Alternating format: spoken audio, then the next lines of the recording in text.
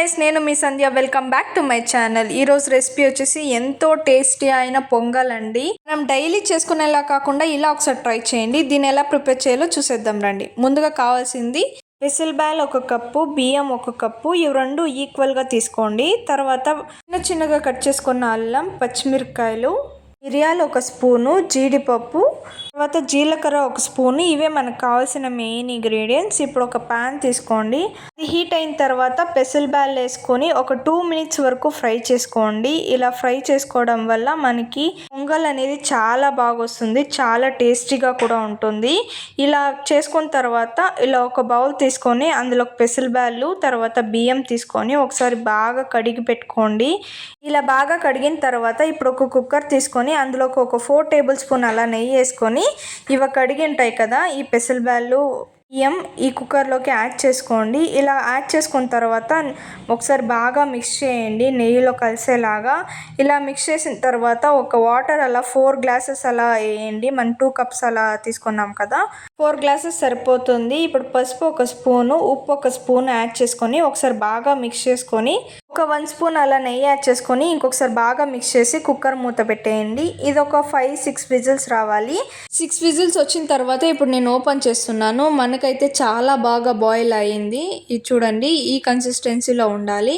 ఇలా వచ్చిన తర్వాత ఇప్పుడు తిరుగుబాతు పెట్టేసుకుందాం. ఒక ప్యాన్ తీసుకొని అందులోకి ఒక 4 టేబుల్ స్పూన్ నెయ్యి వేసుకొని సాసులు వేసుకోండి. ఆ చిట్పట్లాడిన తర్వాత మనం అల్లము, పచ్చిమిరకాయలు అయితే వేసుకోవాలి. ఇలా వేసుకొని ఒక 2 మినిట్స్ అలా ఫ్రై చేసుకొని ఇవ్వండి. 2 మినిట్స్ ఫ్రై అయిన తర్వాత ఇప్పుడు జీలకర్ర, జీడిపప్పు, మిరియాలు ఇవి ఒక 2 మినిట్స్ అలా ఫ్రై చేసుకొని ఇవ్వండి. ఇలా ఫ్రై అయిన తర్వాత మనము పొంగల్ అయితే ట్రాన్స్ఫర్ చేసుకునేద్దాం. ఇలా వేసుకున్న తర్వాత నేను చూపిస్తున్నాను చూడండి, మనకి ఎంతో టేస్ట్ అయిన పొంగల్ అయితే రెడీ అయిపోతుంది. ఇప్పుడు మనం చట్నీ అయితే చేసుకుందాం. ఇప్పుడు ఒక ప్యాన్ తీసుకొని అందులోకి ఆయిల్ యాడ్ చేసుకోండి. ఒక 2 టేబుల్ స్పూన్ ఆయిల్ యాడ్ చేసుకున్న తర్వాత ఎండుమిర్చి అయితే వేసుకోవాలి. ఎండుమిర్చి వేస్తే టేస్ట్ చాలా బాగుంటుంది. తర్వాత తెల్లగడ్డలు వేసుకోవాలి, ఆనియన్ వేసుకోవాలి, కొంచెం చింతపండు వేసుకోండి. ఇది ఒక 3 మినిట్స్ అలా ఫ్రై చేసుకోండి, చాలా బాగుంటుంది టేస్ట్ అయితే. లాస్ట్లో కొంచెం కొత్తిమీర యాడ్ చేసుకోండి. కొత్తిమీర యాడ్ చేసుకొని ఒక 1 మినిట్ వరకు ఫ్రై చేసుకోండి. ఇలా ఫ్రై చేసుకున్న తర్వాత మనం కొంతసేపు ఇది చల్లారనివ్వాలి. ఇది చల్లారనిచ్చే లోపల మనం శనగగింజలు అనేది వేయించుకొని ఇలా పొట్టు తీసి పెట్టుకోవాలి.